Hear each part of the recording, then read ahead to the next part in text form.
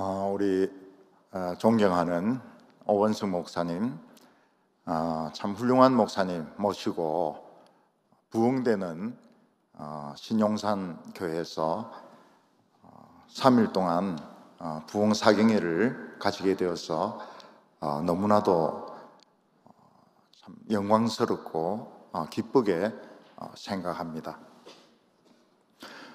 저는 대구에 가본 적도 없었습니다. 그런데 갑자기 대구 동부교회 25년 전에 담임 목사로 청빙을 받아서 25년 동안 무사히 말씀 사역하다가 얼마 전에 은퇴를 했습니다. 저는 아직까지 나이가 한 20대인 줄 알았는데 이래 젊은 제 보고 은퇴하라니까 잘 이해가 안 됐습니다. 그래도 뭐 은퇴하라니까 어떻게 합니까? 그래서 원로 목사가 됐습니다. 지금 원로입니다. 참 이 시골에 참 무식한 목사를 우리 신용산 교회에서 이번에 강사로 불러주시고 우리 당회원들이 또 불러주시고 또 담임 목사님께서 그 훌륭한 목사들 많은데 다 제치고 저를 불러주셔서 정말 영광스럽게 생각합니다. 이번 기회에 부흥이 일어날 줄로 믿습니다. 부흥은 일어납니다. 두려워할 필요도 없고 걱정할 필요도 없습니다. 부흥은 일어납니다. 부흥이 일어날 때는 교인들의 표정이 달라집니다. 교인들이 이뻐집니다. 할머니들도 한 20살 젊어 보입니다. 교회 분위기가 벌써 달라져요. 교회 분위기가 벌써 따뜻합니다. 찬송이 달라집니다. 찬송이 뜨거워져요. 기도가 달라집니다. 기도가 뜨거워져요. 병이 낫습니다. 병이 나아요. 불치의 병들이 낫습니다. 새로운 교인들이 옵니다. 물론 구경하러 오는 사람도 있지만은 새로운 교인들이 전도되어서 와요. 그 전도가 어려운 게 아닙니다. 가자 이러면 그냥 따라와요. 가자 이런데 안 오면은 그냥 내버려두세요. 전도가 절대로 어려운 거 아닙니다. 교회 가자 그럼 따라와요.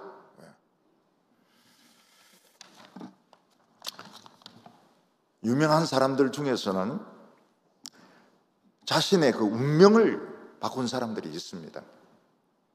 이번에 우리 신용산 교회 성도님들 운명을 바꾸시기 바랍니다.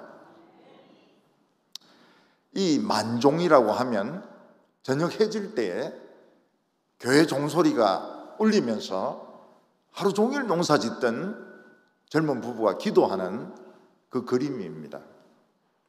밀레의 대표작이죠. 제가 미국 어느 곳에 미술관에 갔는데 그 밀레의 작품이 있는 겁니다. 숨이 딱 막혀요. 맨날 미술책에서만 보던 밀레의 그림을 바로 눈앞에서 보니까 뭐 유리도 없고 아무것도 없어요. 숨이 그냥 막히는 거예요. 이야, 이게 밀레구나. 색깔이 이렇게 참 아름답구나. 그래서 사진을 찍었습니다. 그랬더니 옆에 경비한 흑인이 No flash, 플래시를 터뜨리면 안 된다는 거예요. 그래서 I'm sorry, 이 지질로 터졌다고 이게. 이 밀레의 만종이 얼마나 인기가 있었는가 하면 한때 프랑스 모든 사람들의 집에 만종이 걸려 있었습니다.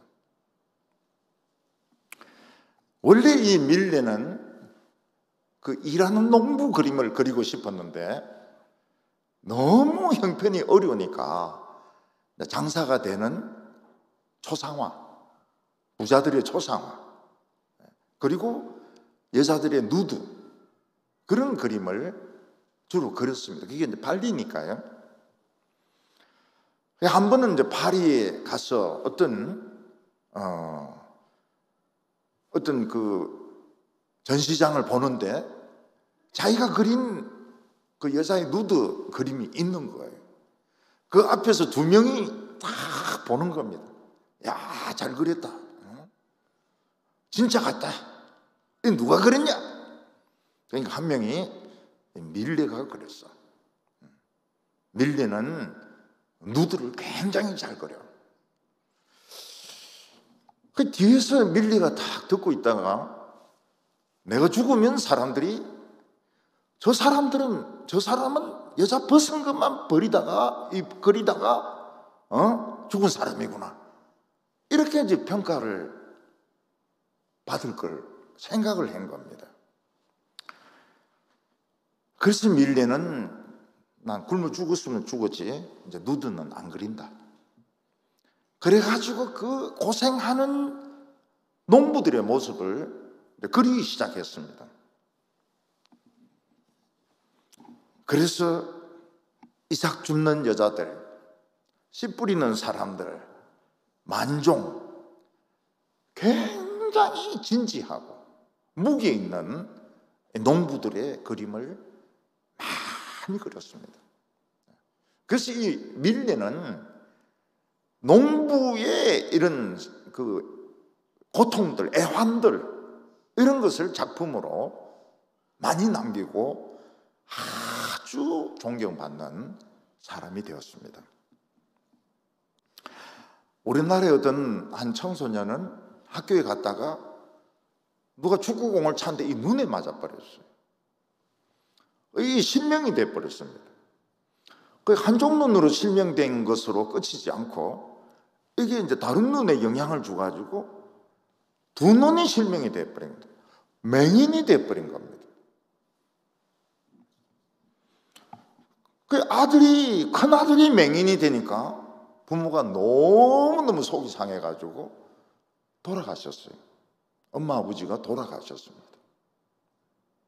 그 누나가 한 분이 있고 밑에 이제 동생이 한 몇 명이 있는데, 누나가 이 동생들을 학교 보내고 먹여 살리려고 공장에 가서 너무 과로를 하는 바람에 누나까지 죽어버렸어요. 그래서 이 맹인 청소년하고 동생들은 이제 시설에 흩어지게 된 겁니다. 절망이죠. 그런데 이 청소년에게 아름다운 여대의 생이 봉사로 온 겁니다. 그래서 한글도 가르쳐 주기도 하고 뭐 여러 가지 도움을 주기도 하고, 아름답다는 것은 목소리가 아름다워요. 예. 그래 이 청소년이 맹인이지만 열심히 공부를 한 겁니다. 근데 그때만 해도 우리나라에서는 맹인은 대학 시험 볼 자격이 없어요. 그래서 이 사람이 연세대 총장을 찾아간 겁니다. 명색이 기독교 대학인데 어떻게 기독교 대학이 이렇게 사람을 차별할 수 있느냐?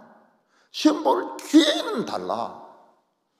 그랬더니 총장이 시험만 쳐라고 붙었어요. 또 열심히 공부해가지고 미국에 유학 시험에 붙어가지고 유학을 갔습니다. 이 사람은 뭐가 됐는가 하면 미국 대통령의 장애인 보좌관이 된 거예요. 이 사람이 돌보는 그 장애인들이 몇백만 명입니다. 몇백만 명. 한국인으로서는 제일 높은 미국 관리가 된 겁니다.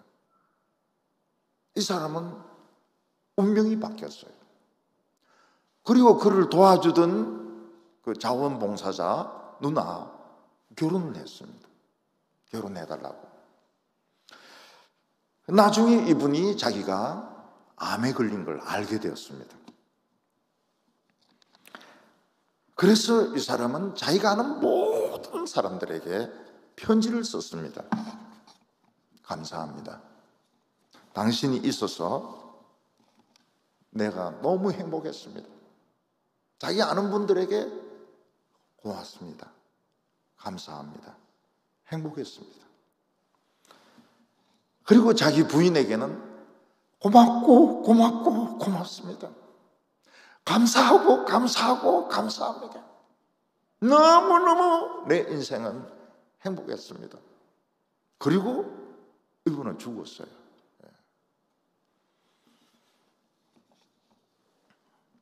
세계적인 경영자라고 하면 대개 3명을 뽑습니다. MS 마이크로소프트의 빌 게이츠, 그리고 애플의 스티브 잡스, 그리고 구글의 에릭 스미트, 이 3사람을 잡습니다. 이 3사람이 저하고 나이가 다 같습니다. 양띠입니다. 양띠입니다. 이 사람들은 대학을 다니다가 보물을 발견한 거예요. 그 보물이 뭔가 하면 퍼스널 컴퓨터였습니다. 이 컴퓨터의 세계가 가지고 있는 엄청난 가능성을 이 사람들은 본 거예요. 그래서 하버드 대학 무슨 학위 다 때려치우고 컴퓨터에 집중을 한 겁니다. 그때 제 대학교 졸업할 때 그때 이 퍼스컴에 대해서 막 변화가 일어나고 있었습니다. 그때 이제 이 사람들이 그 컴퓨터의 가치를 안 겁니다. 그래서 세계적인 부자, 세계적인 경영자, 세계적으로 성공한 사람이 되었습니다. 스티브 잡스는 죽었지만은 굉장히 성공했어요.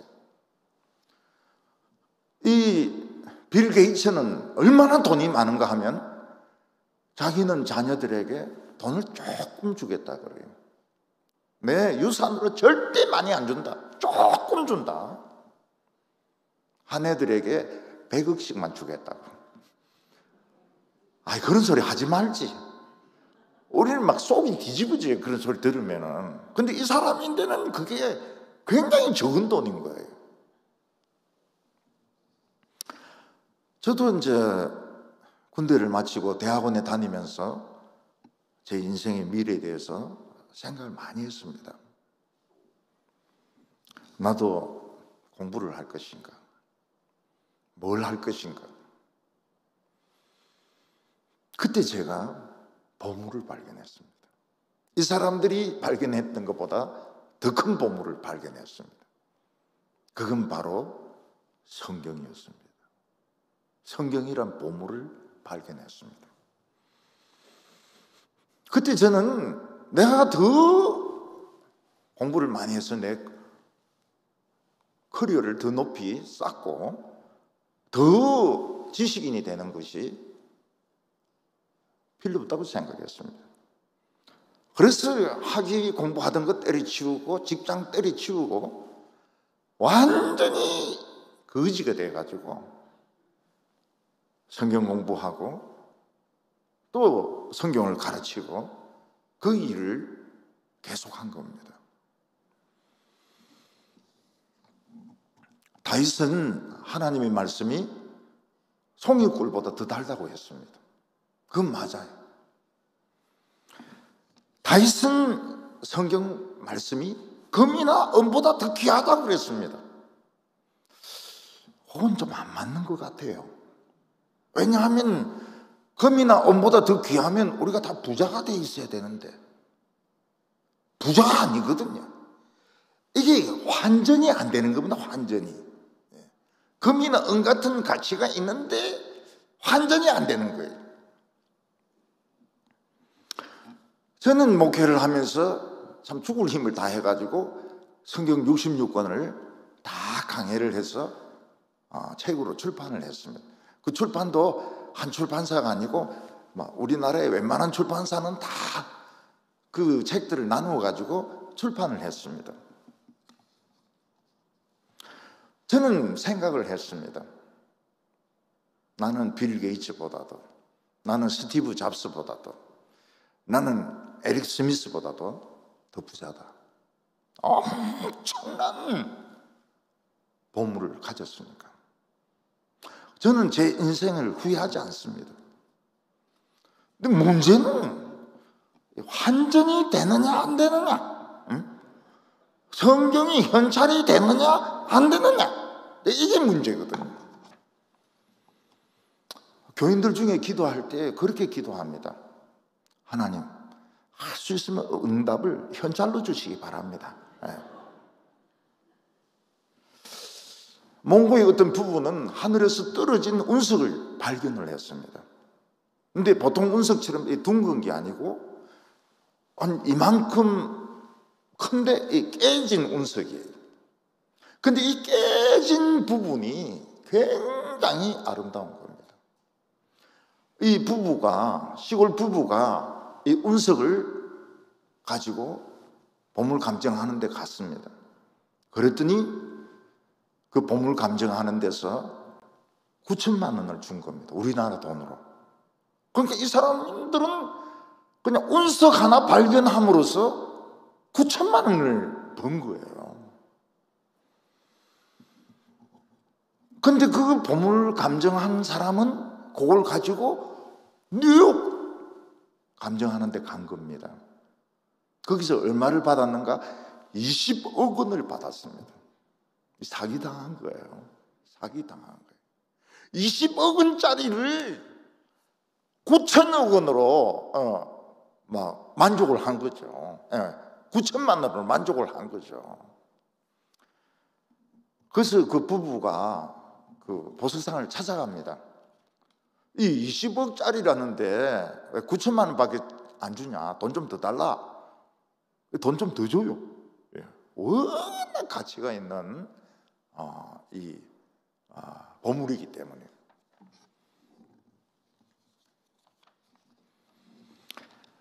이 세상에는 정말 불행하다고 느끼는 사람들도 많이 있습니다. 집이 너무 가난하거나 또 건강하지 못하거나 병이 있거나 불행하게 산다고 느끼는 사람들도 있습니다. 그런데 예수님께서는 그런 걱정하지 마라. 그거 가지고 예수님에게 오면 그게 전부 보물로 변하는 겁니다. 우리 인생이 보물로 변해버려요. 그래서 자기가 불행하다, 자기가 참 잘못 태어났다, 그런 소리 하지 말라고요. 제일 어리석은 사람이 자살하는 사람입니다. 아직 가능성이 있는데 이거 예수님께 가져오기만 하면 인생이 보물로 변하는데 미리 죽어버리니까 보물 들 기회가 없잖아요. 오늘은 그거를 증명을 하겠습니다. 왜 우리 인생이 보물인가? 왜 우리가 예수님께 오기만 하면 인생이 바뀔 수 있는가? 그걸 증명을 하려고 그래요. 오늘 첫 번째로 보면 참 사랑받지 못한 사람들이 많이 있습니다. 우리가 살다 보면 하나님의 사랑도 많이 받지 못하고 세상의 사랑을 많이 받지 못한 사람들도 있습니다. 그런 사람들은 참 힘들게, 불쌍하게, 비참하게 살 수밖에 없습니다.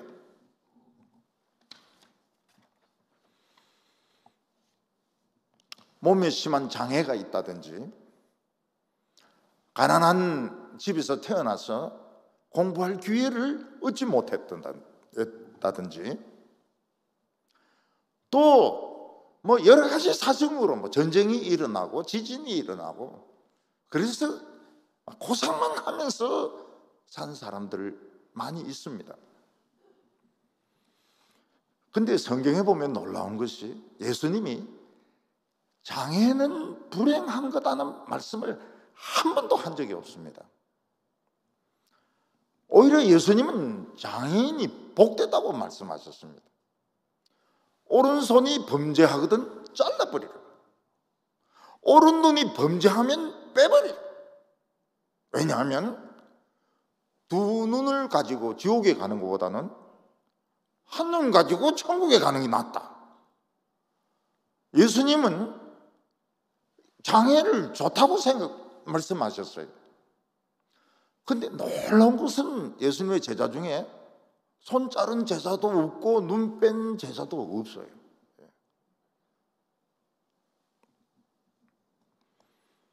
예수님은 가난한 것이 비참하다고 절대로 말씀하신 적이 없습니다.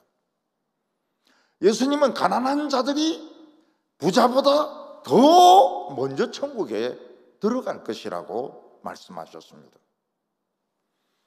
단지 우리가 아직 예수님을 못 만났기 때문에 자신의 가치를 모르고 있는 겁니다.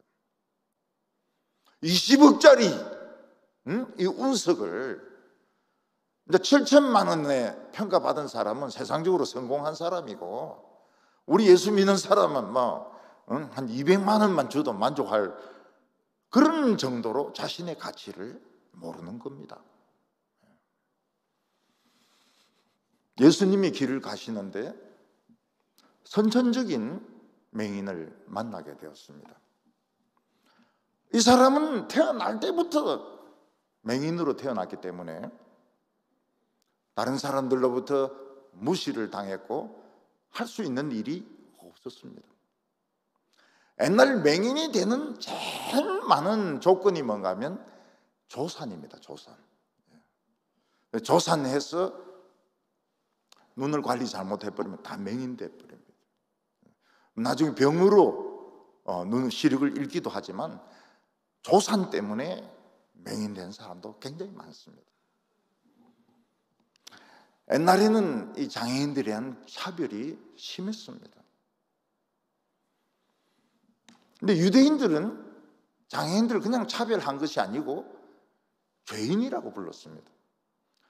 그러니까 유대인들이 죄인이라고 부르는 사람은 도둑놈도 있고 강도도 있고 이렇지만은 재수생도 죄인이고 노숙자도 죄인이고 노말하지 못한 삶을 사는 사람은 다 죄인인 거예요. 오늘 말씀 1절과 2절을 보면 예수께서 길을 가실 때에 날 때부터 맹인된 사람을 보신지라. 제자들이 물어 가로되 랍비여 이 사람이 맹인으로 난 것이 누구의 죄로 인함이오니까?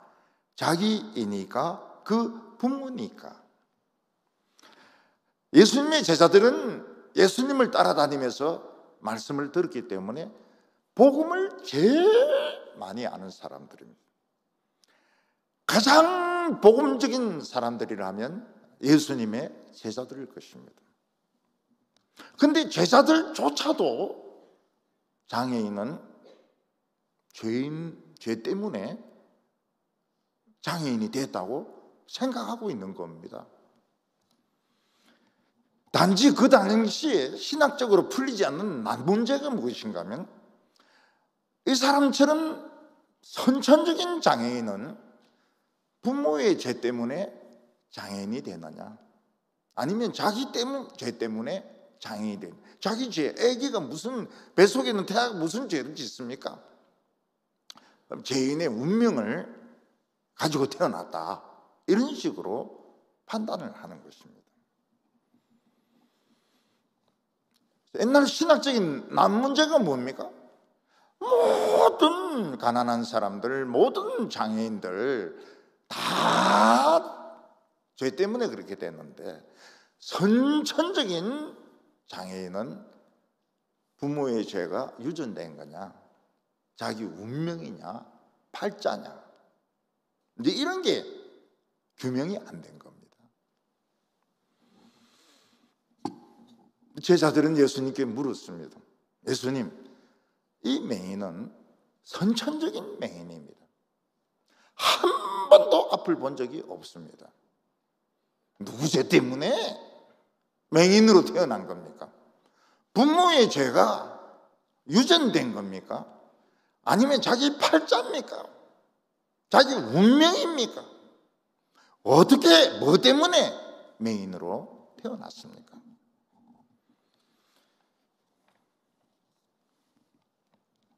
그때 예수님께서 이렇게 대답하셨습니다. 예수께서 대답하시되 이 사람이나 그 부모가 죄를 범한 것이 아니라 그 사람에게서 하나님의 하시는 일을 나타내고자 하심이니라. 예수님은 너무 놀라운 말씀을 하십니다. 이 사람이 맹인으로 태어난 것은 부모의 죄가 유전된 게 아니라는 겁니다. 또 자기 자신의 운명이나 팔자가 더러워가지고 맹인으로 태어난 것도 아니라는 것입니다. 이 사람이 맹인이 된 것은 하나님의 일을, 하나님의 살아계심과 하나님의 능력을 보여주기 위해서 맹인으로 태어났다고 말씀하고 있습니다. 너무 놀라운 대답이죠. 너무 놀라운 대답이죠. 이 사람의 장애를 통해서 하나님은 일을 하시려고 한다. 하나님의 살아계심을 보여주시려고 한다. 하나님의 사랑을 증명해 주시려고 한다고. 너무 놀라운 대답입니다. 미국의 MIT 그 종합병원은 정말 유명한 이 병원입니다. 그 병원에서 전문가들이 모여가지고 몇 년을 스터디했습니다. 암의 원인이 무엇인가? 유전자인가? 환경인가? 도대체 무엇 때문에 사람들은 암에 걸려서 죽어야 되는가? 몇 년을 스터디하고 결론을 내렸습니다. 그 결론이 뭡니까? 재수 없으면 암 걸린다. 이게 그 유명한 MIT 종합병원에서 내린 결론입니다. 원인을 모른다는 거예요. 재수 없으면 걸린다는, 이게 MIT 종합병원에 연구한 결론입니다. 우리도 그런 소리 하겠는데 그 돈 우리 주면 우리는 몇 년 걸리지도 않습니다. 그 다음날 바로 발표합니다. 재수 없으면 안 걸린다고. 그거를 몇 년씩이나 연구해가지고 돈도 수없이 쓰면서 내린 결론이 우리 내린 결론하고 똑같아요. 재수 없으면 암 걸린다고. 저는 장애인들에 대한 말씀 중에서 참 은혜스러운 말씀이 있습니다. 이 모세는 언어의 장애가 있었던 것 같아요. 발음에 문제가 있었는지, 구강 구조에 무슨 문제가 있었는지 언어 장애가 있었습니다. 저는 초등학교 다닐 때 그 말 더듬는 애들이 있지 않습니까? 선생님, 숙제를 안 해봤습니다. 그 말 더 맞는 거죠. 근데 제가 보기에는 이 말 더듬는 게 너무 멋있어 보이는 거예요. 그래서 제가 더듬었습니다. 그때부터는. 어머니, 심부름을 못하겠습니다. 제가 반에서 말을 더듬으니까 전 학생들이 말을 더듬는 거예요. 그게 멋있는 줄 알고. 담임 선생님이 우리 집에 신방을 왔습니다. 이 서대희가 말을 더듬는 바람에 반 애들이 다 이 말을 더듬는데 좀 고쳐달라고. 그래서 어머니가 저를 불러가지고 너 왜 말 더듬냐고. 멋있어 보이지 않습니까? 그게 뭐가 멋있냐? 말 더듬지 말라고. 저는 당장 고쳤습니다. 안 더듬으면 되니까요. 그래서 우리 반에 이제 말 더듬이가 없어졌어요. 근데 그 뒤에 눈을 깜짝깜짝 하는 애가 왔어요. 그래서 항상 눈을 깜짝깜짝 하면서 하는데 이게 멋있어 보이는 거예요. 그래서 저는 또 그 뒤로부터 이제 눈을 깜짝깜짝 하면서 이야기하니까 이게 이제 유행이 돼가지고 학생들이 막 거의 되게 눈 깜짝깜짝 하면서 그 담임 선생님이 또 가정 방문 오셨어요. 이 서태기가 눈을 깜짝깜짝 하는 바람에 이 애들이 자꾸 깜짝깜짝 하는데 그거 좀 못하게 해달라고. 그 어머니가 물어요. 너 학교에서 눈 깜짝깜짝 하냐? 예. 왜? 멋있어 보이잖아요. 그게 뭐가 멋있냐? 응? 눈 똑바로 뜨라. 응? 눈 똑바로 뜨라. 눈 깜짝깜짝 하지 말라고. 그 눈 깜짝깜짝 하는 것이 고쳐졌습니다. 모세가 이 장애가 있어요. 언어 장애가 있습니다. 하나님께서 내 민족에게 가서 그들을 이끌어내라. 못 갑니다. 저는 언어 장애가 있습니다. 말을 잘 못합니다. 크게 못합니다. 유창하게 못합니다. 더듬습니다. 그때 하나님이 묻습니다. 누가 눈을 만들었느냐? 나 하나님 아니냐? 누가 맹인을 만들었느냐? 나 하나님 아니냐? 누가 입을 만들었느냐? 나 하나님 아니냐? 누가 벙어리를 만들었냐? 나 하나님 아니냐? 너희들은 책임질 거 하나도 없다. 내가 했다. 응? 너 그런 소리 하지 마라.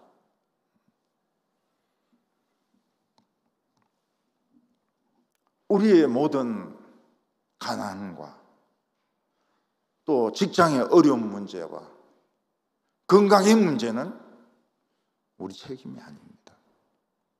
하나님의 책임이에요.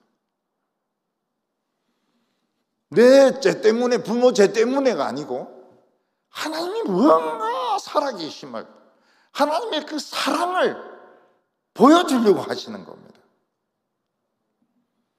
근데 우리는 아버지 때문에, 엄마 때문에, 담임 선생님 때문에, 이 세상 때문에 나는 행복하지 못하다. 그래서 그걸 가지고 사람을 찔러 죽인 사람도 있습니다. 자살하는 사람도 있습니다. 한평생을 비참하게 사는 사람도 있습니다. 예수님이 하신 말씀이 뭡니까? 그 부모가 죄를 전혀 안 지었다는 말이 아닙니다. 이 선천적인 장애인이 죄를 전혀 안 지었다는 뜻도 아닙니다. 그 사람들 죄 많이 지었어요. 그렇지만 그 죄와 장애를 연결시키지 말라는 겁니다. 그 장애를 예수님께 가져오기만 하면 예수님은 그거를 보물로 바꿔주는 겁니다. 축복으로 바꿔주는 겁니다. 20억짜리 보석으로 바꿔주겠다는 거예요. 우리는 때문에 목사님 때문에, 장모님 때문에, 부모님 때문에 하면서 원망하면서 살아갑니다. 달라질까? 아무것도 없어요. 예수님은 우리 인생이 다 망가진 인생이란 걸 알고 계십니다. 그래서 예수님은 리콜을 하시는 거예요. 무상수리 해주겠다. 무상수리 해주겠다. 리콜. 교회가 뭐 하는 것입니까? 우리 인생을 리콜, 다시 무상수리 해주는 곳입니다. 새 것으로 교환해주고 새 인생을 만들어주는 것이 교회입니다. 그래서 예수님에 대해 이야기를 해라는 거예요. 예배드리면서 저는 장애가 있습니다. 저는 공부할 머리가 못 됩니다. 저는 아버지가 술 마시고 깽판 치는 바람에 행복하지 못합니다. 저는 우울증 환자라서 정상적인 삶을 살지 못하고 있습니다. 제 남편은 알코올 중독자입니다. 고장난 것을 이야기를 해라는 거예요. 이야기를 예수님께 가지고 오라는 겁니다. 때문에 그런 말 하지 말고, 어떤 사람은 장애 때문에 아파서 술을 자꾸 마시니까 알코올 중독자 됐다는데 그런 소리 하지 말고, 예배 드리면서 저 리콜 하러 왔습니다. 제 인생 병 들었습니다. 고쳐주십시오. 이렇게 해라는 거예요. 저는 아파트에서 참 이해가 안 되는 게 있습니다. 그게 뭔가 하면 어떤 사람이 그 리어카나 아니면 그 고장난 트럭을 몰고 다니면서 고장난 테레비나 세탁기 파쇼 이러면서 다니는 사람들이 있습니다. 저는 저 고장난 테레비하고 저 세탁기 사가지고 저거 어디에 쓰려고 하는지 잘 이해가 안 돼요. 그런데 이 세상의 최고의 가치가 뭡니까? 이 세상의 최고의 부가가치가 남는 게 뭔가 하면 고장난 아저씨나 할매들 파쇼, 고장난 청소년들, 망가진 청년들 파쇼. 이거 고치면 천사가 돼버립니다. 부가가치가 반도체, 컴퓨터, 이 비교가 안 돼요. 교회는 최고로 부가가치가 높은 데입니다. 뭐 삼성, LG 비교가 안 돼요. 고장난 할머니, 고장난 할아버지 파쇼. 자관 데리고 오면 보물로 변하는 겁니다. 사람은 자신의 그 불행을 사회 책임으로, 부모님 책임으로 돌리기 때문에 칼로 복수를 합니다. 멀쩡한 사람은 죽이고, 자기 인생도 망치고, 다른 사람의 인생도 망치고. 이제는 어색한 골목을 다니기가 힘든 정도가 아니고 학교도 이제 제대로 못 다닙니다. 누가 찌를지 모르니까요. 이 세상에 고장나지 않은 사람이 있느냐? 없습니다. 전부가 리콜이 필요합니다. 예수님께 오기만 하면 20억이 넘는, 1000억이 넘는 보물로 만들어주겠다는 거예요.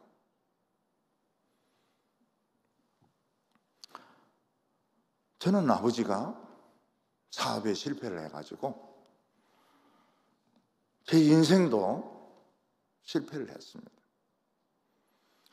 저는 그때 중학교가 입학시험이 있었거든요.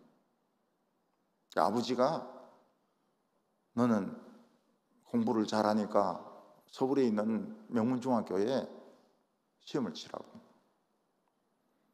못 붙었어요. 왜냐하면 너무 굶어가지고요. 이 달리기 하고 턱걸이가 안 되는 거예요. 아무리 필기 시험을, 그때는 이 체력장이 이 점수를 주는 거거든요. 애들 운동해라고. 근데 너무 굶어 나오니까 뛰는 게 안 돼요. 이게 턱걸이가 이게 안 되는 거예요. 그래서 제가 고향에 내려갈 차비도 어디 있습니까? 아버지 친구가 경영하는 양계장에 그냥 얹혀 있은 겁니다. 취직이 아닙니다. 초등학교 졸업한 애를 무슨 취직을 시킵니까? 거기서 노는 거예요. 그냥 거기서 얻어먹으면서 닭사료 먹으면서 그냥 거기서 노는 겁니다. 그래서 교회를 실컷 갈 수 있었습니다. 그 목사 아들이 또 제 친구가 돼가지고요, 수요일도 가고 새벽 기도도 가고 막 저녁 예배도 가고, 우리 집에서 교회까지가 50분 걸리거든요. 걸어서. 그때는 버스도 없어요. 어느 날 새벽 기도에 갔는데 한 명도 안 온 거예요. 그래서 왜 아무도 안 왔을까 보니까 새벽 2시인 겁니다. 그때는 시계가 없으니까요. 그냥 눈만 뜨면 교회 가거든요. 그러니까 내 혼자 있는 거예요. 사람들 올 때까지.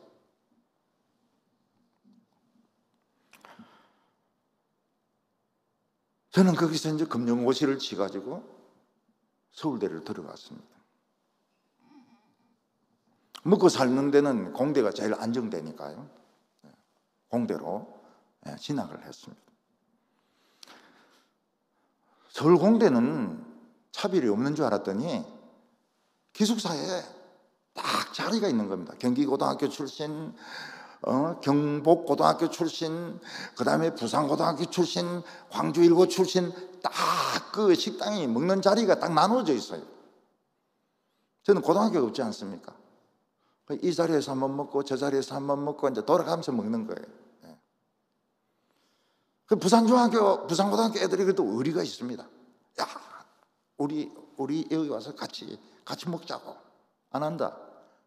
내가 뭐 부산고등학교 다니지도 않는데 내가 뭐 한다고 내가 거기 앉아서 그 밥을 같이 먹겠냐고.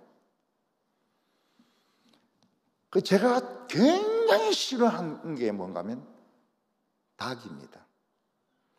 그 양계장에서부터 내 인생이 조졌거든요.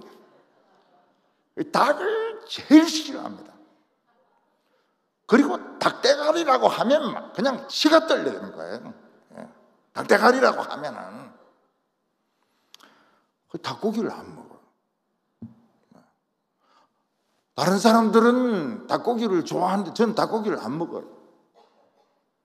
닭대가리하고 원수니까요. 그리고 닭이 낳은 알, 계란 안 먹습니다. 그것도 그 새끼 아니에요. 제가 이제 대학원에 진학을 했습니다. 대학원도 굉장히 경쟁률이 높아요. 대학원에 올라가도 그 마음은 변치가 않는 거예요. 열등감. 마음속에는 열등감.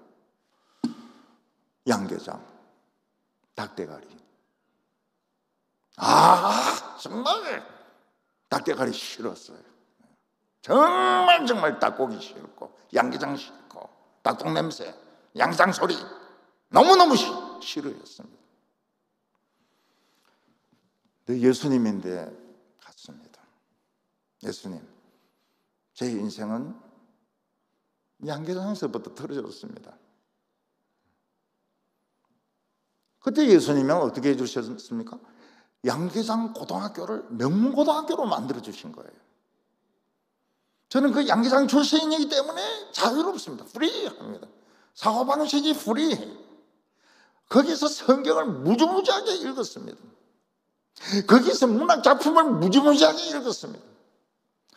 제가 막 명문고등학교 나오고 또 대학교 나오고 서울법대 나오고 이랬으면 다 사람이 경직되었을 것 같아요. 제 아내가 그렇게 이야기합니다. 당신은 못 쓸 거라고, 못 쓸 인간이 됐을 거라고. 그 명문고등학교 양계장 고등학교를 나왔기 때문에 제가 그래도 겸손할 줄도 알고요. 사실은 뭐 겸손하지도 않지만 그래도 겸손을 좀 배우고요. 하나님이 닭과 저를 화해를 시켜주셨습니다. 그 뒤로 닭고기를 먹습니다. 그 뒤로 계란도 후라이가 먹습니다. 만약에 하나님이 닭하고 화해를 안 시켜주셨다면 그 청소년들이 어디서 튀긴 닭을 먹으며 켄터키 후라이 치킨을 먹겠습니까? 화해가 됐어요. 좋아하지 않습니다. 지금도요. 화해가 됐다 해서 뭐 서로 막 사랑하는 막 닭을 예찬하고 막 매일 닭고기를 먹고 막 계란 없으면 못 살 그런 그냥 이제 저주를 안 한다는 거죠. 화해는 이루어졌습니다. 먹긴 먹습니다. 먹어요. 좋아하지는 않아요. 하나님이 제 인생을 치료해 주셨습니다. 제 인생은 항상 냉방이었습니다. 항상 찬바람이 불었어요. 전 사랑을 몰랐습니다. 사랑하는 게 뭔지 몰랐어요. 예수님이 제 마음을 따뜻하게, 훈훈하게 만들어 주셨어요. 그리고 제가 얼마나 가치 있는 사람인지 가르쳐 주셨습니다. 그 뒤에는 시험만 치면 무조건 합격입니다. 한 명 뽑아도 합격이고, 안 뽑아도 합격이고, 2명 뽑아도 합격이고. 이거 예수 믿는 게, 예수 믿으니까 이렇게 쉬운 거구나. 이렇게 쉬운 거구나. 우리는 우리의 인생을 책임질 수 없습니다. 부모가 자식의 인생을 책임질 수 없습니다. 대단히 죄송하지만 자녀들도 부모님의 인생을 다 책임 못 집니다. 다 책임 못 져요. 오로지 하나님만 책임질 수 있습니다. 자식들이 부모님 돌아가실 때까지 돌보는 게 참 효도고 좋지요. 저는 그렇게 기도합니다. 온 교회에 젊은이들이 다 효자 효녀 되도록. 근데 책임은 사실 못 져요. 왜냐하면 같은 말 자꾸 하는데요, 50번 100번 하는데 미치잖아요.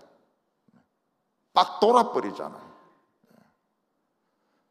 그러니까 이게 자식들이 감당이 안 되는 거예요. 그러나 하나님은 고쳐주십니다. 하나님은 치매도 안 생길 수도 있게 하시고요. 기억력이 또 너무 좋은 분이 계세요. 옛날부터 돈 안 갚은 놈 싹 다 기억하는 할머니 있어요. 그런 분은 조금 치매가 와야 좀 잊어먹기도 하고 이런데, 너무 머리가 비상한 분이 계세요. 날짜까지 시간까지 막 기억하는 분이 계세요. 그런 분은 조금 이제 기억이 좀 안 좋아져야죠. 우리 모든 사람들은 독약을 마신 사람들입니다. 푸르쭉쭉해요. 푸르쭉쭉 하든지 누르팅팅 하든지 속에 오장육부가 다 녹아 있습니다. 지금 마비되어 있고 죽어 있습니다. 정상적이 아니에요. 우리는 기도를 하지 않습니까? 기도가 호흡이거든요.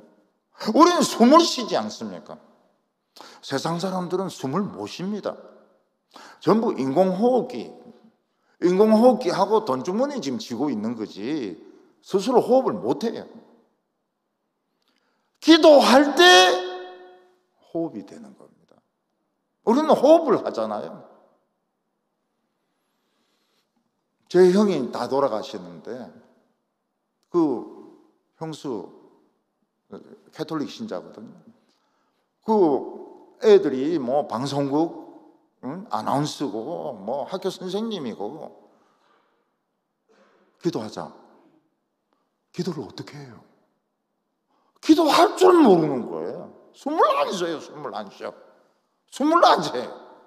아무리 뭐 명문 나오고 고시 합격하고 좋은 대학교 나와도 다 숨을 안 쉬는 거예요. 그래서 내 따라해라. 그냥 내가 하는 말을 들으라. 내가 하는 말을 들으라. 그래서 제가 그 형을 위해서 기도했습니다. 한 10년 더 살도록, 다시 컴백, 다시 돌아오도록. 그 형이 살아났어요. 10년 더 살았어요. 그러니까 굉장히 신기하잖아요. 이 개신교 이 목사가 기도했는데 그대로 되는 거예요.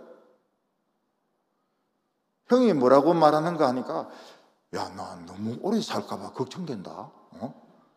너가 기도를 하는 바람에 내가 너무 건강해져가지고 지금 이러다가 막 100살 넘을까 걱정된다고. 그걸 그 형수하고 딸들이 다 들은 거예요. 얼마나 놀랍습니까?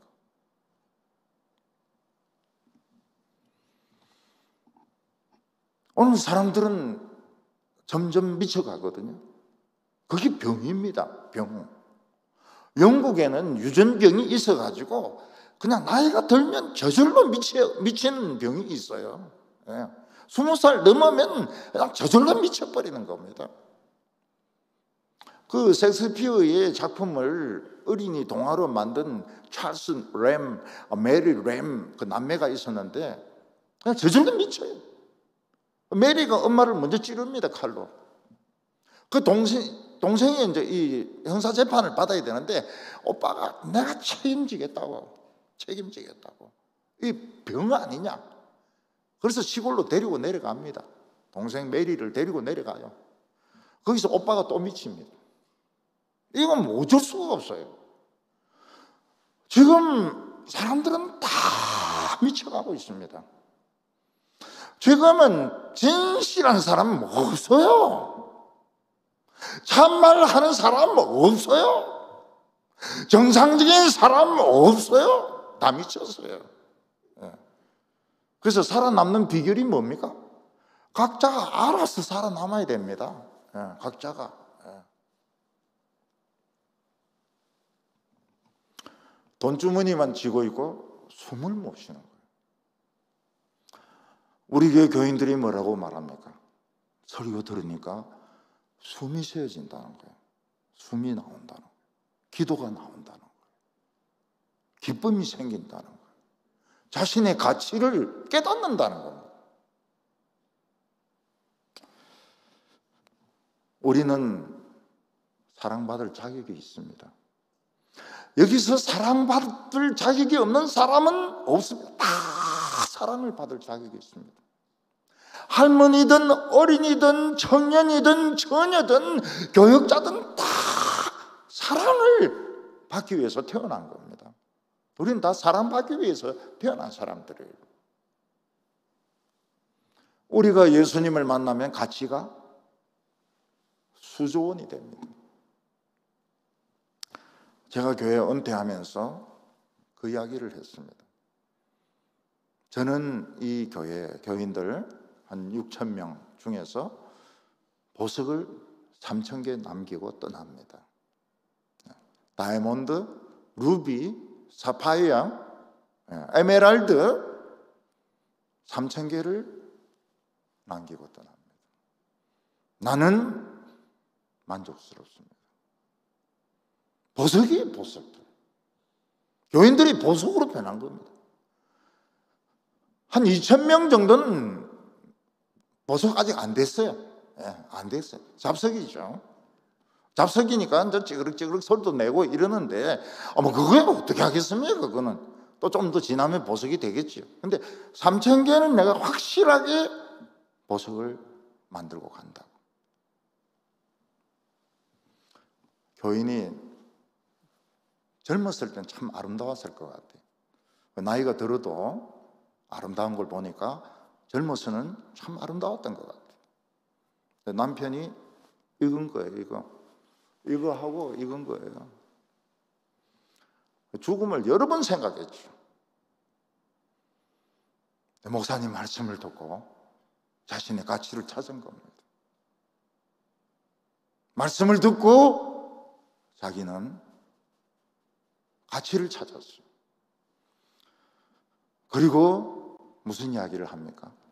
목사님, 저는 행복했습니다. 행복했습니다.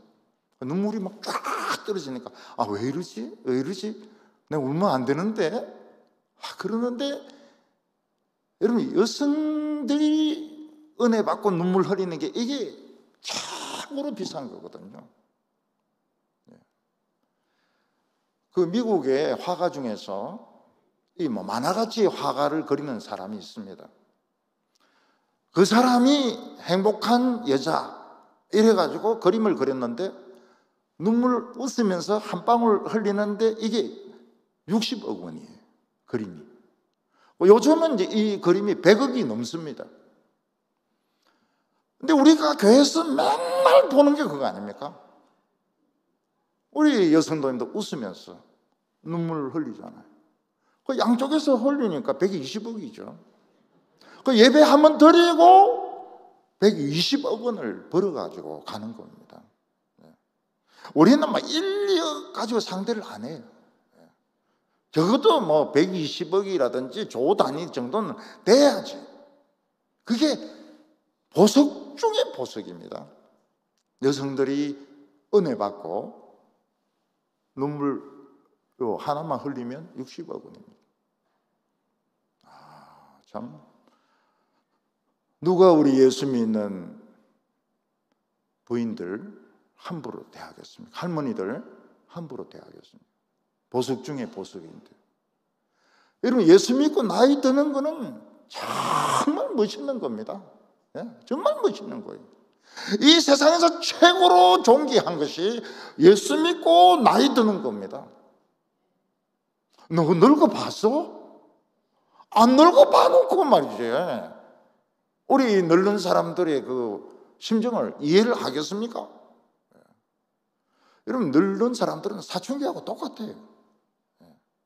연애해라도 연애합니다. 생각은 옛날하고 똑같아요. 단지 얼굴에 수분이 조금 빠져가지고 좀 변형되었을 뿐이지 매너 좋죠, 젠틀하죠, 안 한 거 많죠. 예수 믿고 늙는 거는 절대로 슬픈 게 아닙니다. 오늘 크게 두 번째로는 예수님이 이 맹인을 부끄럽게 하신 겁니다. 요즘 병원에 전공의들이 나가는 바람에 참 환자분들이나 의사분들이, 교수들이 애를 많이 먹고 있습니다. 제 비서가 자전거에 채웠는데 공중에 떴다가 떨어졌습니다. 구급차를 불러가지고 절도에 있으니까 구급차 요원들이 막 병원마다 전화를 겁니다. 전 병원이 못 받는다는 거예요. 그러니까 막 그 구급차가 그냥 아무 병원으로 그냥 쳐들어갔습니다. 그래서 거기서 뭐 MRI 찍고 막 이렇게 해가지고 치료를 받았어요. 예수님께서는 뭐라고 말씀하시는가 하면 우리 인생을 고칠 때가 있고 고침받지 못할 때가 있다고 말씀하셨습니다. 4절과 5절에 보면 때가 아직 낮음에 나를 보내신 이의 일을 우리가 하여야 하리라. 밤이 오리니 그때는 아무도 일할 수 없느니라. 내가 세상에 있는 동안에는 세상의 빛이로라.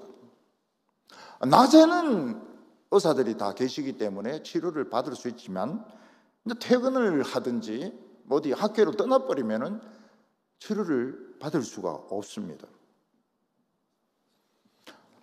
우리는 지금 밤입니까? 낮입니까? 밤이죠. 밤이죠. 그러나 영혼의 밤낮이 있습니다. 하나님의 말씀이 선포되고 성령이 역사하는 시간은 낮입니다. 그때 뭘 해야 됩니까? 내 운명을 바꿔야 됩니다. 내 부정적인 생각을 예수님 앞에 내놓고 치료를 받아야 됩니다. 우리는 얼마든지 새로운 인생을 살 수 있습니다.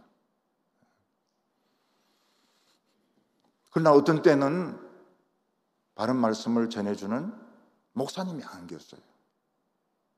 교회들이 너무 오염이 되든지 교회가 없든지 이래가지고 바른 말씀을 들을 수가 없어요. 그러면은 인생을 못 고칩니다.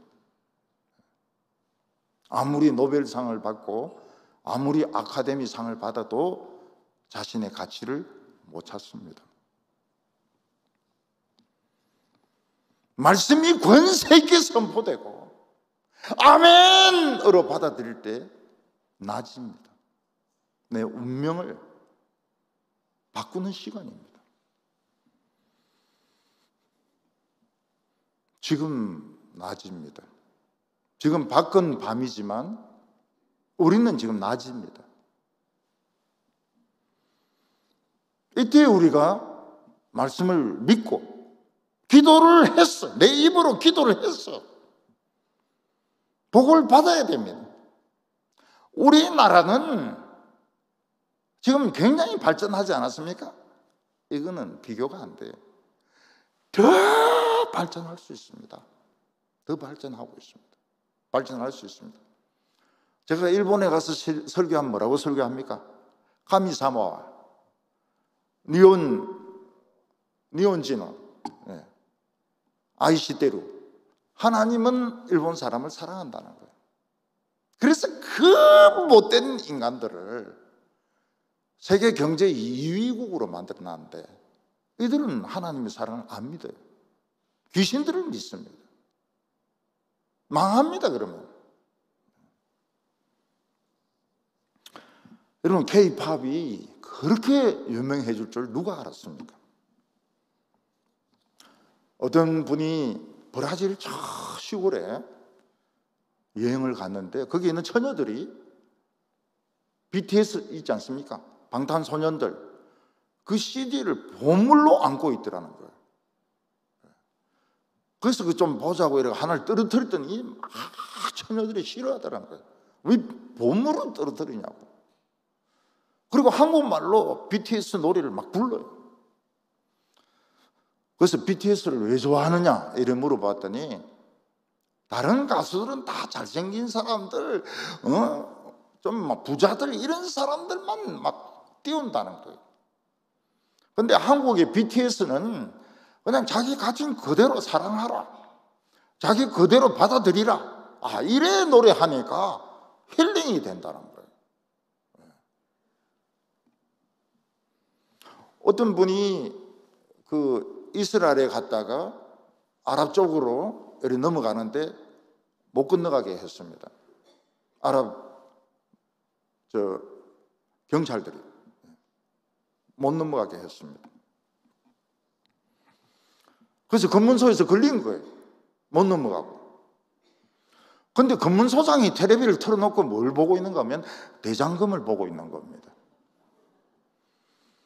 그래서 이 사람들이, 여행한 사람들이 우리 코리아라고, 우리 코리아라고 그랬더니 검문소장이 버립했어. 그냥 그대로 폈습니다. 이게 코리아입니다. 코리아. 여러분, 한국 여성들은 복받은 여성들입니다. 한국 여성들 피부가 어떻습니까? 안 늙습니다. 중국 여자들 화장이 18가지라 16가지인가 17가지라 이러는데 한국 여자 피부를 못 따라옵니다. 일본 여성들은 한국의 탤런트가 무슨 화장품 썼다 동이 납니다. 얼마나 한국 여성들이 피부가 좋은지 몰라요. 그래서 제가 한국 자매하고 결혼한 그 미국 청년인데 이야기를 했습니다. You are lucky man. 왜 그러냐고. 우리 한국 여자들은 늙지를 않는다. 정거가 있다. 정거가 뭔데요? 너 장모를 봐라. 60인데 30으로 보이거든요. 60인데 30으로 보여요. 우리 한국 여성들은 나이를 종잡을 수가 없습니다. 30인 것 같은데 80인 분도 계시고요. 10살인 줄 알았는데 한 40살 되는 분도 계시고요. 목사님이 그렇게 거짓말하면 어떻게 됩니까? 그렇다는 말이죠. 이 한국 사람들 이 피부는 사라족입니다. 사라족. 늙질 않아요. 그래서 우리 남편들은 부인들이 65대도 안심하면 안 됩니다. 바로가 뺏어갈 수 있기 때문에 딱 단단히 지켜야 됩니다. 한 80이나 90대면 그냥 여행 보냈어요. 그거 누가 잡아가겠습니까? 근데 65까지는 안심하면 안 된다고요.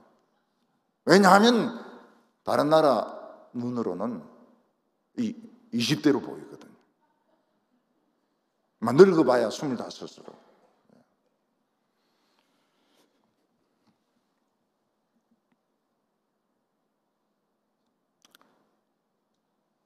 다른 사람들은 그렇게 이야기합니다. 한국 사람들은 자기들이 얼마나 잘 사는지 모른다는 거예요. 그래서 이 대만 사람들이나 동남아 사람들은 한국 사람들이 막 데모하고 이런 걸 보면 이해를 못해요. 아니, 저리 잘 사는 사람들이 왜 데모를 할까? 이해를 못해요. 그리고 외국 사람들은 뭐라고 말합니까? 한국 사람들은 자기들이 얼마나 위험한지도 모른대요.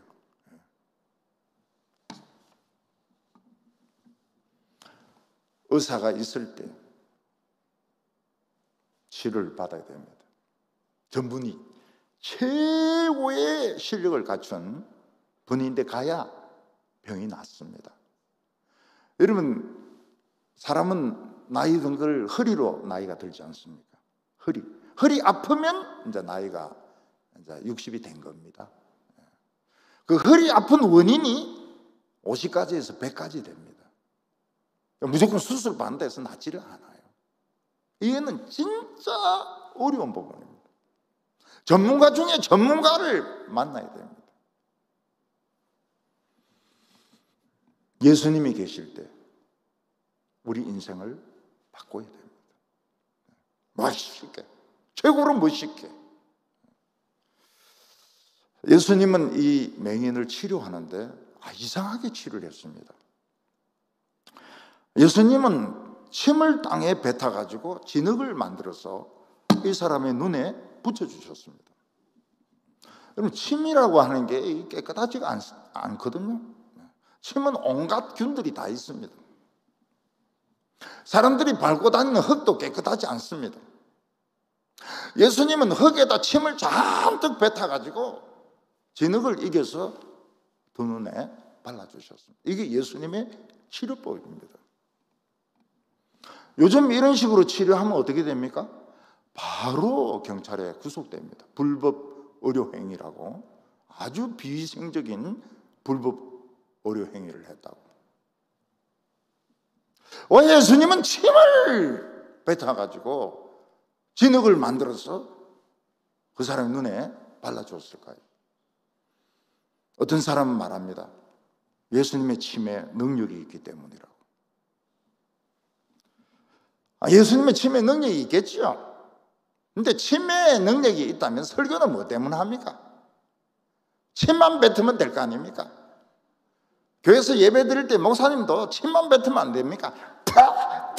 에이, 다 막아버리라. 침만 뱉으면 되지. 뭐 설교는 뭐 때문에 하겠습니까? 맹인의 눈에 진흙을 바른 것은 맹인을 더 맹인되게 하는 것입니다. 맹인을 더 맹인되게 하고 죄인을 더 죄인되게 하고 부끄럽게 하는 겁니다. 이 예수님이 계신 팔레스타인은 덥기 때문에 진흙을 만들려면 침을 많이 뱉어야 됩니다. 예수님은 잠깐만 기다려라. 침을 막 잔뜩 뱉어가지고 눈에 발라줘서 맹인을 더 맹인되게 한 겁니다. 부끄러운 자를 더 부끄럽게 한 겁니다.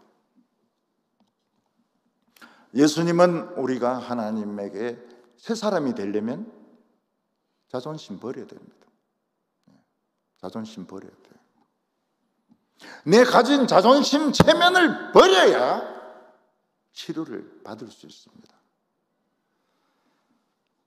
여러분, 병원에 가서, 미스 코리아가 병원에 가서 주사를 맞아야 되는데 의사가 주사 놓아, 안 됩니다. 저는 미스 코리아 히프기 때문에 안 됩니다. 그러면 못 고치는 거죠. 막 최고 미인을 위 내시경 해야 된다. 안 됩니다. 난 미인입니다. 그러면 안 되는 거죠. 체면, 자존심 다 버려야 됩니다. 여러분, 제 엉덩이가 이게 보통 엉덩이가 아닙니다. 대구에서 국제 육상 대회를 열었을 때 우사인 볼트가 오지 않았습니까? 우사인 볼트가 그 선수촌에 있었는데 그 선수촌 그 집을 우리 교인이 산 거예요. 그 볼트가 앉은 그 자리에서 제가 앉아가지고 신방을 했습니다. 이 히퍼는 막 간접적으로 볼트하고 같은 자리에 앉은 거예요. 며칠 전에 제가 음식점에 갔습니다. 몇 분들하고. 그 음식점이 박근혜 전 대통령이 단골로 오는 데입니다. 언제 오셨냐 이러니까 이틀 전에 오셨다는 거예요. 박근혜 대통령이 늘 앉는 자리가 있습니다.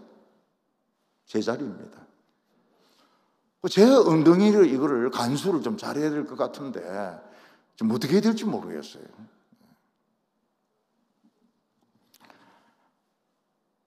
예수님은 침을 뱉어서 맹인을 맹인되게 했습니다. 죄인을 죄인되게 했습니다. 예수님은 죄가 없다고 주장하는 바리새인과 서기관들에게 너희들도 흙을 발랐더라면 치료를 받았을 텐데 죄 없다고 하니 너희 죄가 그대로 있느니라. 왜냐면 교회에서 목사님은 참 치료받기 힘들어요. 목사님 여기서 막 깍 울면서 막 이 죄인을 용서해 주십시오 이러면은 교인들이, 장로님들이 또 목사님 무슨 죄를 짓고 저래 그러니까 이 표현을 못 한단 말이죠. 저는 25년 동안 제 감정이나 생각을 표현을 안 했습니다. 제가 사람이 아니에요. 사람이 될 수 있을까요? 모릅니다. 지금부터 사람이 되려고 하는데 25년 동안 저의 감정, 저의 생각, 당에서 누가 소리 지르든지 말든지 저는 늘 내 속으로만 담았습니다. 저는 인간이 아니에요. 예수님은 흙을 발라라. 흙을 발라서 예수님한테 내놔라는 겁니다. 노출시키라는 거예요. 늘 욕을 하는 사람은 입에 흙을 바르고 이 손버릇이 나쁜 사람은 손에 흙을 묻히고 양심이 더러운 사람은 양심에 흙을 발라서 예수님이 시키는 대로 해라는 겁니다. 오늘 우리의 예배가 침과 진흙을 바르는 예배가 되기를 바랍니다. 자존심 버리시오. 나는 권사인데, 나는 장로인데, 나는 몇 대째인데 그 아무 의미가 없습니다. 아무 의미가 없어요.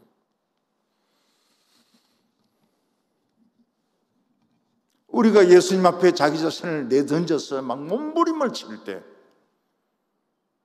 예수님은 새 인생을 주십니다. 눈물과 침이 범벅이 되어서 울고 소리 지를 때에 새 인생을 주십니다. 우리의 모든 허물과 부끄러움을 다 닦아가십니다. 어디로? 십자가로 다 닦아가세요. 십자가는 진공청소기입니다. 쫙 빨아가는 거기서 못을 박아버립니다. 옛날에 유명한 사립대학교 Y대학교 대학생들이 수련회를 했습니다. 많이 왔어요. 한 100명 넘게 왔습니다. 제가 그들에게 이야기했습니다. 너희들 이렇게 살래? 응? 너희들 이렇게 살래? 너희들 한번 변하고 싶지 않나? 그 예배당이 밑에 흙으로 되어 있거든. 기도원이. 그래서 막 학생들이 뒹구는 겁니다. 울면서. 그리고 제 방으로 찾아와요.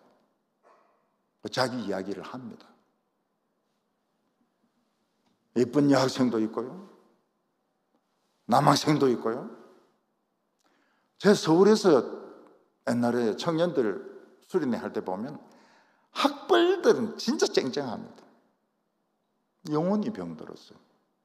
영혼이 병들었어요.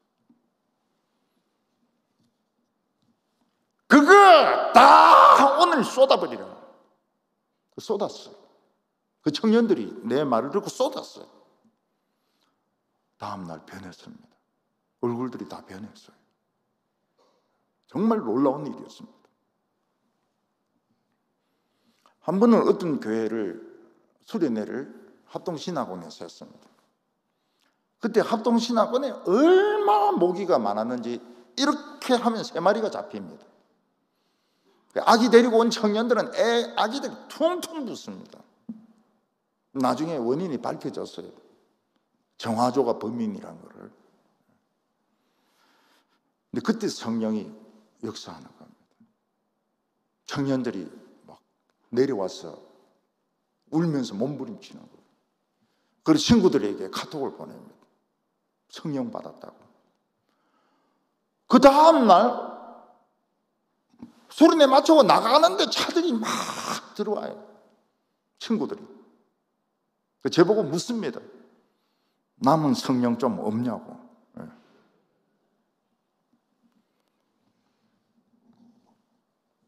예수님은 진흙을 바르는 것을 두려워 말라는 겁니다. 겁내지 말라는 겁니다. 창피를 당하는 것을 좋게 생각하라는 겁니다. 오늘 마지막으로 실로암 못에 가서 씻으라고 말씀하셨습니다. 예수님 이 진흙을 바른 사람을 진흙이 이제 발라가지고 마르니까 정말 보기가 싫거든요. 저 사람이 맹인인데 더 오늘은 이상한 거예요. 더 보기가 싫은 거예요. 그 사람을 실로암 못에 보냅니다. 7절에 보면 이르시되 실로암 못에 가서 씻으라 하시니 실로암은 번역을 하면 보냄을 받았다는 뜻이라. 이에 가서 씻고 밝은 눈으로 왔더라. 이 사람이 실로암까지 가는 데는 사람들이 많이 왔다 갔다 합니다. 사람들이 비웃습니다. 오늘 저 맹인이 왜 저런지 모르겠다고 이야기합니다. 그리고 거기 가서 씻는다고 해서 낫는 보장이 없습니다. 근데 이 사람은 예수님 말씀을 믿습니다. 씻어요. 그리고 봅니다. 실로암은 보냄을 받았다는 뜻이라. 예수님은 앞으로 이런 인생에 무거운 짐을 진 자들 어디로 보내겠다는 거예요. 예수님은 이 지상에 오래 계시지 않기 때문에 어딘가 보내어서 새 인생을 살게 하겠다는 겁니다. 예루살렘은 난공불락의 성입니다. 그러나 물이 없어요. 물이 없습니다. 물은 기온 샘에서 납니다. 그 물량이 엄청나요. 지하로 이 샘이 흐르는 걸 보니까 이 기온샘이 보물이더라고요. 왜 기온샘에서 솔로몬의 즉위식을 했는가? 기온샘은 보물입니다. 수량이 엄청 많아요. 히스기야 때 전쟁에 대비해서 터널을 뚫었습니다. 지금도 무릎까지 옵니다. 물이 기온샘에서 물이 흘러서 떨어집니다. 거기가 실로암입니다.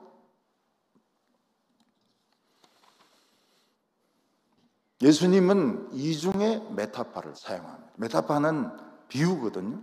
상징을 사용합니다. 반석을 치는 것은 예수님의 십자가를 의미합니다. 광야에서 반석을 치니까 물이 나왔습니다. 그것도 역시 예수님의 십자가입니다. 거기서 생수가 터지는 것은 성령의 역사입니다. 그리고 고인대가 교회입니다. 교회입니다. 리비아는 땅은 벽한데 비가 오지 않습니다. 농사를 지을 수가 없습니다. 과학자들이 사하라 사막 한가운데 땅속 깊은 곳에 엄청난 지하수 못이 있다는 것을 알게 되었습니다. 그걸 끌어올리기만 하면 되는데 그걸 누가 합니까? 역시 한국의 동아건설이 합니다. 한국의 동아건설이 사막을 파고들어 그 뜨거운 데서 그리고 그걸 수천 킬로 사람보다 더 큰 관으로 연결시켜서 리비아로 물을 보냅니다. 리비아에 막 물이 막 쏟아져 나올 때 사람들이 막 물에 뛰어들고 막 거기 관원들도 높은 고위직도 뛰어들고 가다피도 뛰어들고. 석유가 나는 나라는 부자 나라입니다. 사우디아라비아, 이란, 이라크, 텍사스 전부 돈이 많습니다. 이 아랍 사람들은 석유는 알라 신이 준 선물이라고 이야기합니다. 우리나라는 검은 기름이 아니에요. 흰 기름이 펑펑 쏟아집니다. 흰 기름이 세계에서 제일 많이 쏟아지는 나라가 우리나라입니다. 그 흰 기름이 뭡니까? 성령의 기름입니다. 교회가 많다. 십자가가 커피숍보다 많다. 그게 다 기름이 나오는데 어떻게 할 거예요? 정상적으로 설교만 하면 기름이 나옵니다. 어떤 사람은 텍사스에서 변기에 앉아 있는데 변기에서 석유가 터져 나오는 바람에 갑부가 됐다. 엉덩이는 뭐 시커매지게 됐지만, 그 옛날에 거기가 기름밭인데 폐쇄시켰다는 거예요. 기름값 조정을 위해서. 그런데 모르고 이 사람이 거기를 사가지고 변기를 만들었는데 거기서 시커먼 석유가 막 뚫고 올라온 겁니다. 사람들은 유대인들이 머리가 좋고 노벨상 수상자가 제일 많고 천재들이 제일 많다고 유대인들을 칭찬합니다. 그 율법의 나라 아닙니까? 이스라엘 율법의 나라 아닙니까? 우리는 복음의 나라 아닙니까? 하나님의 자녀의 나라 아닙니까? 비교가 되겠습니까? 지금 이스라엘도 기름이 발견돼 가지고 엄청납니다. 엄청나. 근데 우리는 그 기름 필요 없어요. 우리는 흰 기름, 하얀 기름, 영혼을 살리는 기름, 평화의 기름, 지혜의 기름, 모략의 기름. 이 기름이 막 이거 뚫어야 되는 거예요. 뚫어야 돼요. 성경을 뚫으면 기름이 나옵니다. 흰 기름이 퍽퍽 터집니다. 맹인은 실로하면서 씻었더니 앞이 보여요. 보인다. 사람이 보인다. 나무가 보인다. 집이 보인다. 근데 이 사람은 보이는 게 문제가 아닙니다. 왜 바리새인들, 서기관들, 그 똑똑한 사람들을 떼어놓고 제쳐놓고 왜 하나님이 나에게 이런 은혜를 주셨을까? 하나님이 나를 사랑하신다. 하나님의 사랑이 이 사람을 바꿉니다. 굉장히 당당했어요. 서기관과 바리새인을 두려워하지 않습니다. 하나님은 죄인의 기도는 듣지 않습니다. 예수님은 죄인이 아닙니다. 분명히 이야기합니다. 이 사람을 바꾼 것은 하나님의 사랑이었습니다. 사랑하는 성도 여러분, 오늘 운명을 바꾸십시오. 멋진 운명, 남은 삶의 운명을 최고로 현명하게, 최고로 행복하게 바꾸십시오. 그 대신에 부끄러워하는 것을 겁내지 마시기 바랍니다. 기도 막 하는데 눈물 막 흘리면 옆에서 저 집사는 왜 질질 짜고 그래? 그런 소리 해도 그 신경 쓰지 마세요. 못 짜는 게 그게 문제입니다. 질질 짜는 게 그게 대단한 거고요. 못 짜는 게 그게 병든 겁니다. 오늘 여기가 실로암입니다. 여기서 인생을 바꾸시기를 바랍니다. 신용산교회 훌륭한 목사님 모시고 이 대낮에 여러분의 인생을 전부 행복하게, 전부 사랑받는 축복의 사람들로 변하시기를 바랍니다. 한 세 가지 제목을 가지고 기도하십시다. 첫 번째는 오늘 하나님의 사랑이 내 인생을 바꾸어 주시도록. 끝났다, 나이 들었다, 그렇게 생각하지 마시고 오늘 하나님이 내 인생을 바꾸어 주시도록. 부모를 원망하지 말고 학벌을 원망하지 말고 예수님 앞에 내어놓을 수 있도록. 오늘 저희들에게 용기가 필요합니다. 부르짖을 수 있는 용기가 필요합니다.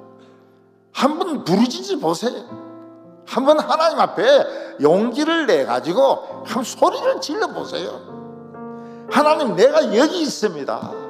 내 인생을 책임져 주세요. 내 마음의 상한 부분들 치료해 주세요.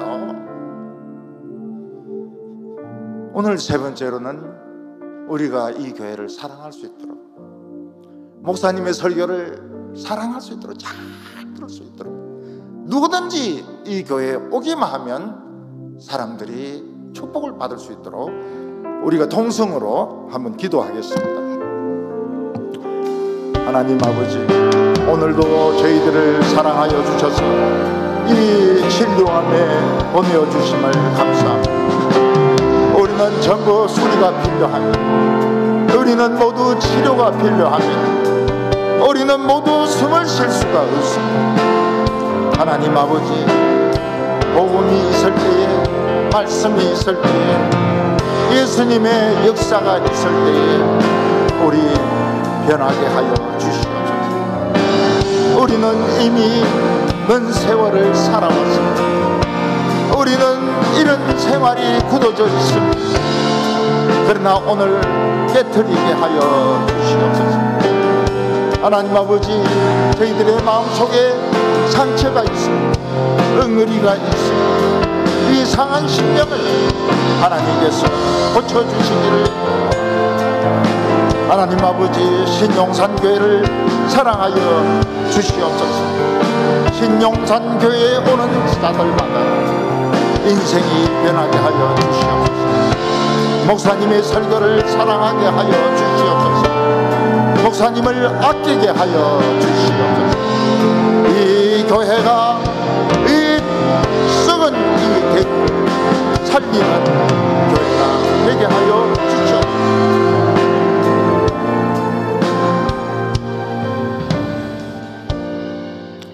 거룩하신 하나님 아버지, 오늘 저희들에게 용기와 믿음을 주셔서 이 부흥 사경에 나오게 하여 주심을 감사합니다.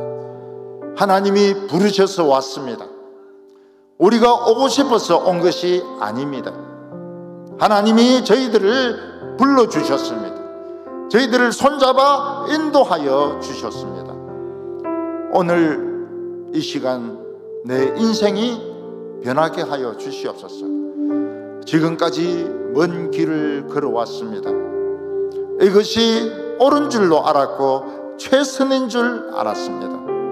그러나 하나님에게는 더 놀라운 길이 있습니다.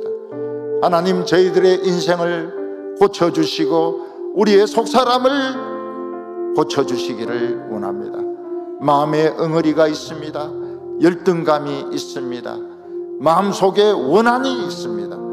하나님, 오늘 성령의 이 기름으로 다 녹여주시고 성령의 생수를 마시게 하여 주시옵소서. 신용산 교회가 사람들이 오는 사람들마다 변하게 하여 주시옵소서. 목사님의 설교를 사랑하게 하여 주시옵소서. 설교를 들을 때마다 은혜 받게 하여 주시옵소서. 부흥의 역사, 축복의 역사, 변화의 역사가 나타나게 하여 주시옵소서. 지금은 우리 주 예수 그리스도의 은혜와 하나님 아버지의 크신 사랑과 성령님의 위로하시고 교통하심이 사랑하는 모든 성도들 머리 위에, 그 가정 식구들 머리 위에 영원토록 함께 있을지어다. 아멘.